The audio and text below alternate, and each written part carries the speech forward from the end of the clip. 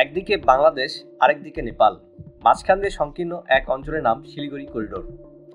আবার জায়গাটির খুব কাছেই রয়েছে ভুটান এবং চীনের সীমান্ত, যে কারণে করিডোরটি এই চার দেশের মাঝখানে পড়েছে। মাত্র 22 কিলোমিটার চওড়া এই করিডোর ভারতের উত্তর পূর্বাঞ্চলীয় 7টি রাজ্যের সাথে পুরো ভারতের যোগাযোগ একমাত্র পথ।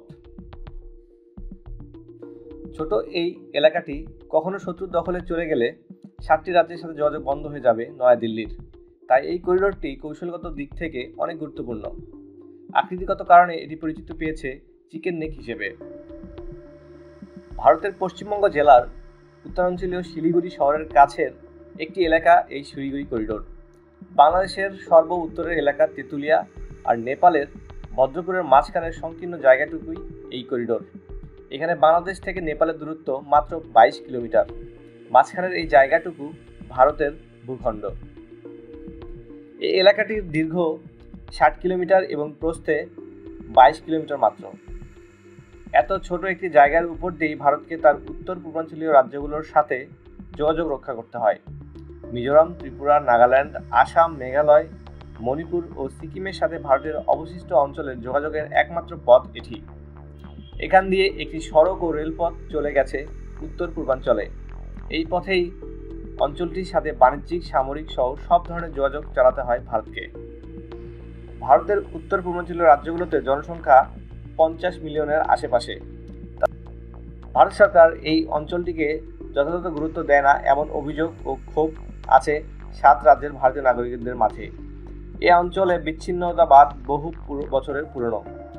নিরাপত্তা বাহিনীর উপর অস্ত্রধারীদের হামলা নিয়মিত ঘটনা, যে কারণে অঞ্চলটির সাথে নয়াদিল্লির যোগাযোগের একমাত্র করিডোরটি নিয়ে বিশেষ মাথা ঘামাতে হয় ভারত সরকারকে।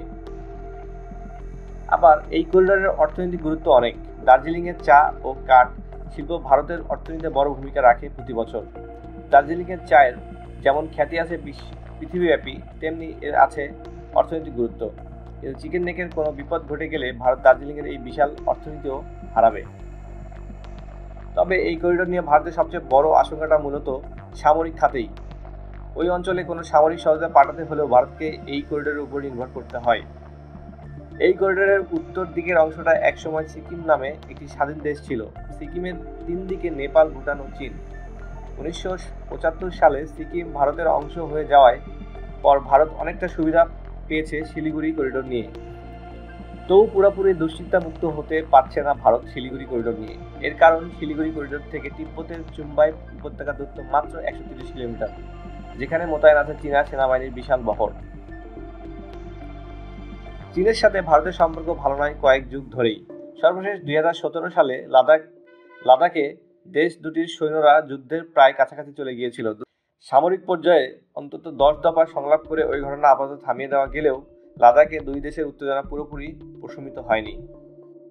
গত কিছু বছর ধরে ভারতের সীমান্ত ঘেঁষা এলাকায় চীনা সেনাবাহিনীর স্থাপনা তৈরি করেছে, সড়ক ও বিমান ঘাঁটিও তৈরি করেছে তারা।